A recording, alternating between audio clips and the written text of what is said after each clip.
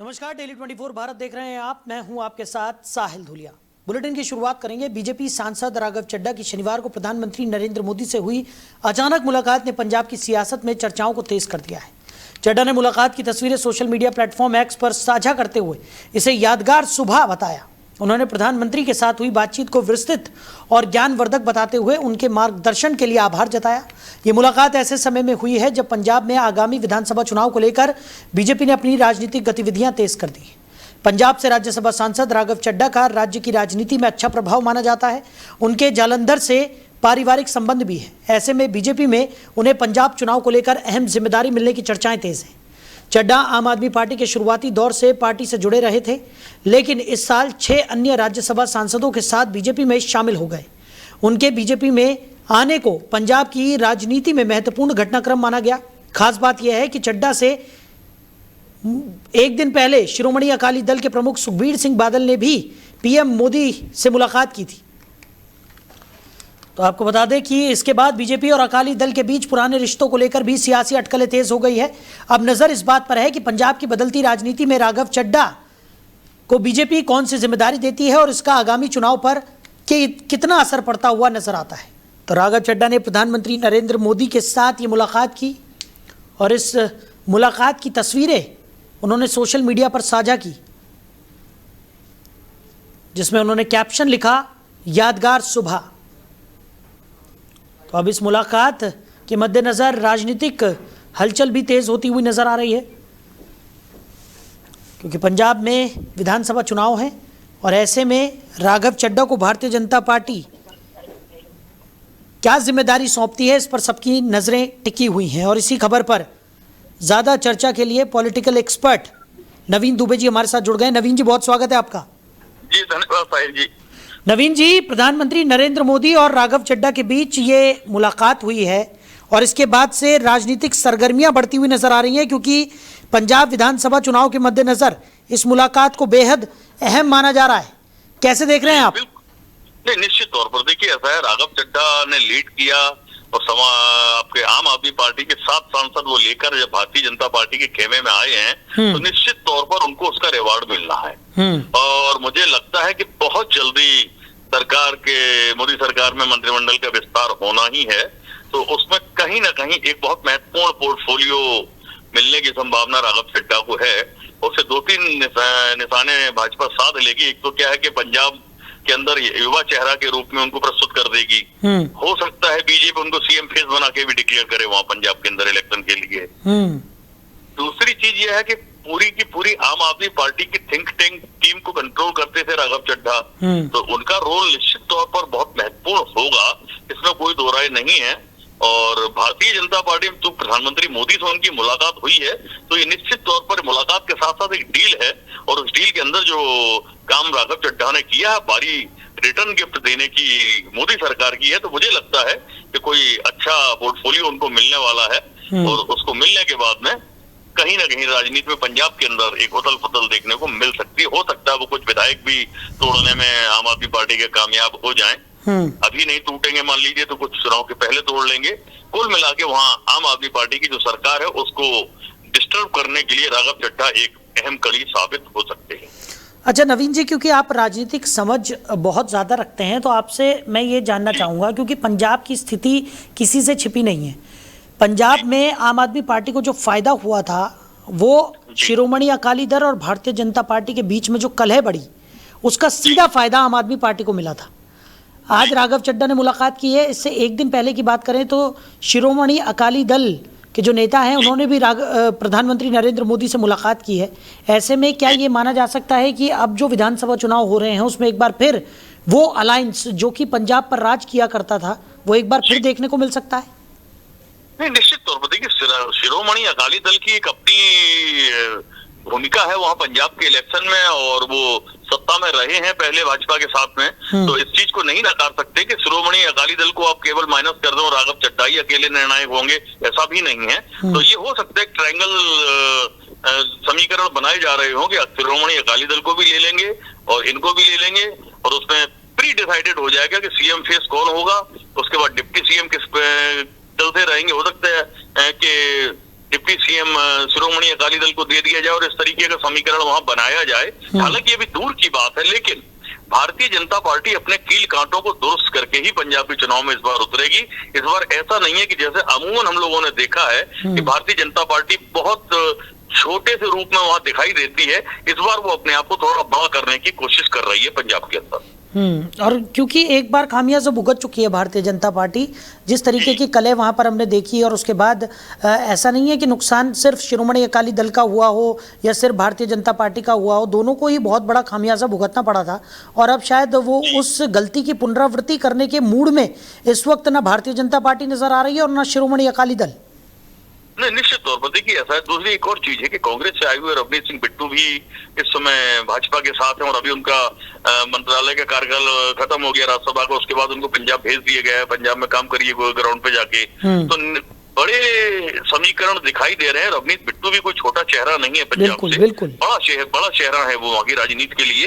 तो कहीं ना कहीं स्थितियां अलग रहेंगी। इधर कांग्रेस भी अपनी रणनीति बनाएगी, कांग्रेस एक लंबे समय तक वहां सत्ता पे काबिज रही है। ऐसा नहीं है कि कांग्रेस को आप माइनस करके केवल ये सोच लें कि ये 1-to-1 फाइट होगी। निश्चित तौर पर ये फाइट ट्रायंगुलर है आज की तारीख में। आने वाले समय में अगर कोई गठबंधन कांग्रेस और आम आदमी पार्टी का बन जाए तो कह नहीं सकते हैं, लेकिन अभी की स्थिति जो है वो ट्रायंगुलर मुकाबले की है। त्रिकोणीय संघर्ष रहेगा और त्रिकोणीय संघर्ष अगर होगा तो उसमें अपर हैंड आम आदमी पार्टी का पंजाब में रहना तय है, ये तो आप मान के चलिए। ठीक है, लेकिन नवीन जी, अगर सीधे शब्दों में कहा जाए, राघव चड्ढा के लिहाज से जो कदम उन्होंने उठाया था कि आम आदमी पार्टी का दामन छोड़कर वो भारतीय जनता पार्टी में शामिल हुए, उसका अब पे बैक करने का समय यहाँ पर भारतीय जनता पार्टी की तरफ से आ गया है, ऐसा माना जा सकता है?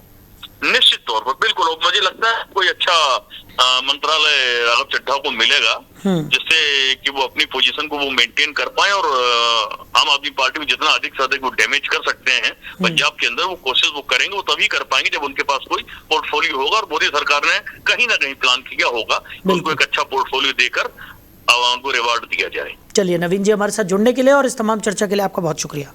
Thank you. तो पंजाब चुनाव से पहले राघव चड्ढा और प्रधानमंत्री नरेंद्र मोदी की मुलाकात ने राजनीतिक सरगर्मियां बढ़ा दी हैं। बीजेपी अब राघव चड्ढा को कौन सी बड़ी जिम्मेदारी देती है, इस पर सभी की निगाहें टिकी हुई हैं। लेकिन ऐसा माना जा रहा है कि कहीं ना कहीं राघव चड्ढा को एक बड़ी जिम्मेदारी पंजाब में भारतीय जनता पार्टी की तरफ से दी जा सकती है। वहीं भर्ती परीक्षा में कथित गड़बड़ी के विरोध में रांची में छात्र आंदोलन तेज हो गया है। अखिल भारतीय विद्यार्थी परिषद यानी एबीवीपी के कार्यकर्ताओं ने मुख्यमंत्री आवास का घेराव करने का ऐलान किया है।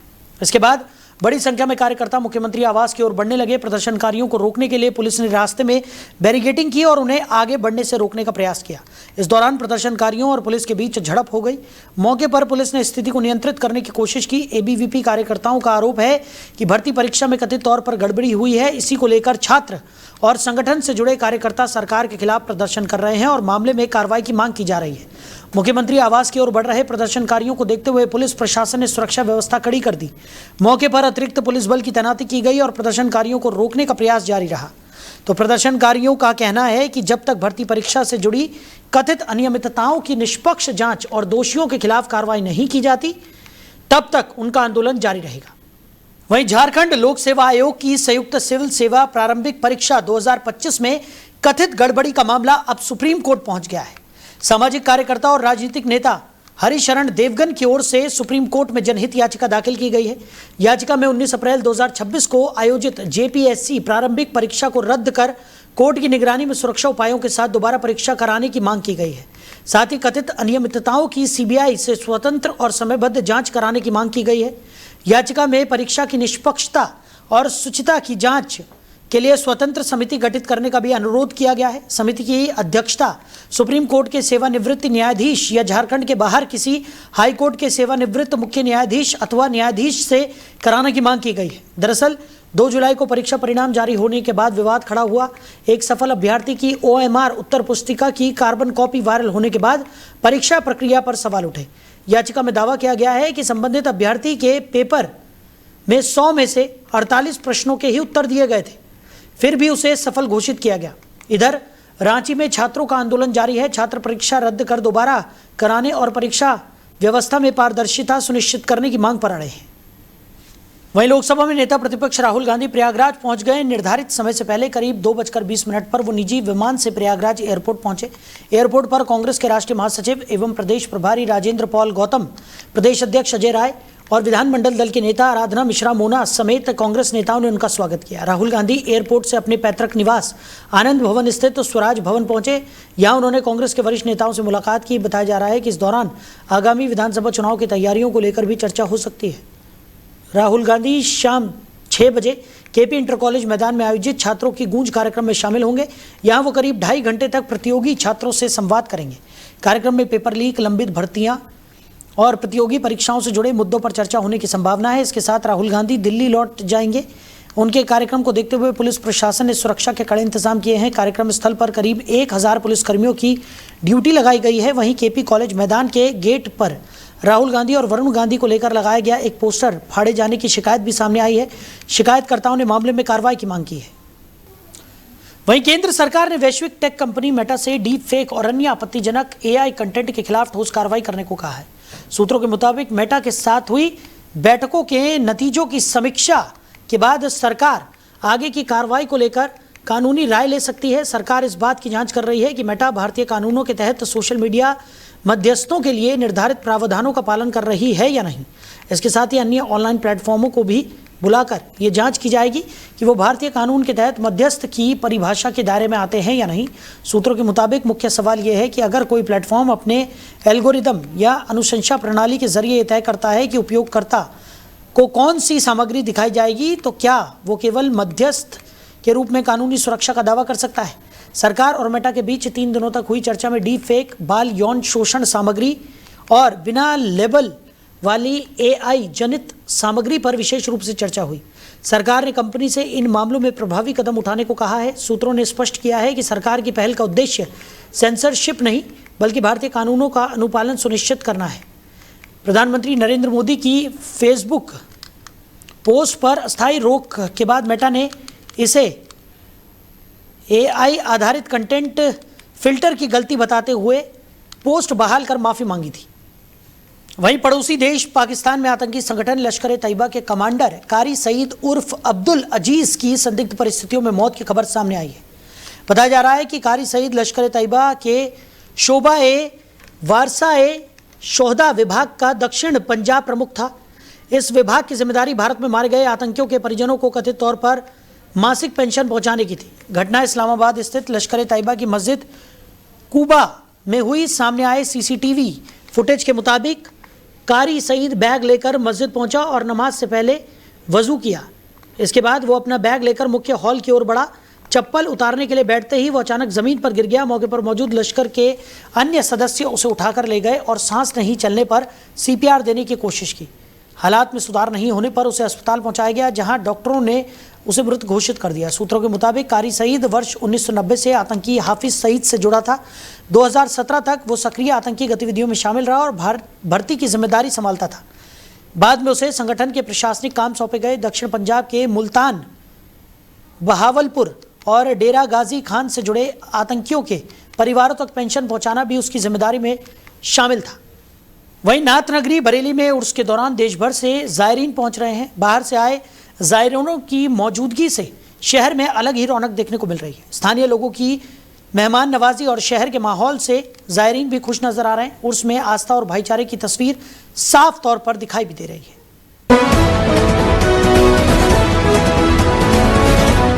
देखिए, आज उर्स का आखिरी दिन है बरेली में और एक तरफ सावन है और दूसरी तरफ उर्स है। लेकिन बरेली प्रशासन और बरेली में आने वाले लोग बहुत शांतिपूर्ण तरीके से आ रहे हैं और बहुत बढ़िया तरीके से पूरा आज का प्रोग्राम बड़ी शांतिपूर्ण तरीके से तीसरा दिन है और अभी तक कोई ऐसी सूचना नहीं आई है कि बरेली में कोई घटना घटी हो। ये बहुत बड़ी बात है, इतनी बड़ी संख्या में। कहाँ से आए हो आप? सहसमान। क्या करने आए हैं आज आप? आला हजरत के उर्स पे आए हैं दुआ सलाम करने। दुआ सलाम। बेटा क्या नाम है? कौनेन। उम्र क्या है? 14 साल। 14 साल है। क्या करने आए हैं आप? वो आला हजरत के उर्स क्या में लग आए। रहा है बरेली आके? बहुत अच्छा लग रहा अच्छा है। लग रहा है? बहुत कोई बढ़िया। दिक्कत, कोई परेशानी कोई नहीं, प्रशासन का पूरा सहयोग है जी, बहुत ही बढ़िया। और बरेली वाले कैसे लग रहे हैं, क्योंकि आप बाहर से आए हो? हाँ, बहुत ही बढ़िया, बहुत ही बढ़िया। देखिए ये कहीं ना कहीं अगर आला हजरत और साथ में नाथ नगरी बरेली है, और यहाँ पर जो बाहर से भी लोग आए हैं वो बता रहे हैं कि बरेली वाले और प्रशासन बहुत अच्छी तरीके से उन्हें ट्रीट कर रहे हैं। बस बरेली से आए हो? हाँ, क्या बाईपास क्या करने आए हो? पुल में पुल में क्या करते हैं? मजार पे नियाज लगवाते हैं। क्या पढ़ते हैं? नियाज लगवाते हैं। नियाज़ें पढ़ते हैं। कौन सी नियाज पढ़ी आज? अभी तो पढ़ी नहीं है। अभी पढ़ने जाओ। देखिए निशुल्क पानी की पूरी व्यवस्था है यहाँ पर। एक बार बात करते हैं, कौन सा एनजीओ चला रहे हैं आप लोग? सर ये एनजीओ है JNRF दावत इस्लामी का एक सोशल वर्क डिपार्टमेंट है। ये पूरी इंडिया में वर्क करता तो पानी पूरी तरीके से निशुल्क चल रहा है? जी बिल्कुल फ्री पानी दिया जा रहा है। साफ सफाई की बिल्कुल व्यवस्था है यहाँ पे, और सुबह से लेकर शाम तक तीनों दिन। बरेली कैसा लगा आपको? बरेली शहर बहुत अच्छा लगा, और यहाँ लोग कैसे लगे? बरेली के लोग भी अच्छे लगे। प्रशासन का भी मैं शुक्रिया अदा करना चाहता हूँ JNRF की तरफ से। उन्होंने बहुत अच्छी तरीके से व्यवस्था को संभाल रखा है यहाँ पर। देखिए बरेली में प्रशासन की हर जगह बताया जा रहा है कि प्रशासन पूरी तरीके से मदद कर रहा है। फिलहाल इस बुलेटिन में मेरे साथ इतना ही। आप बने रहिए और देखते रहिए डेली 24 भारत। नमस्कार।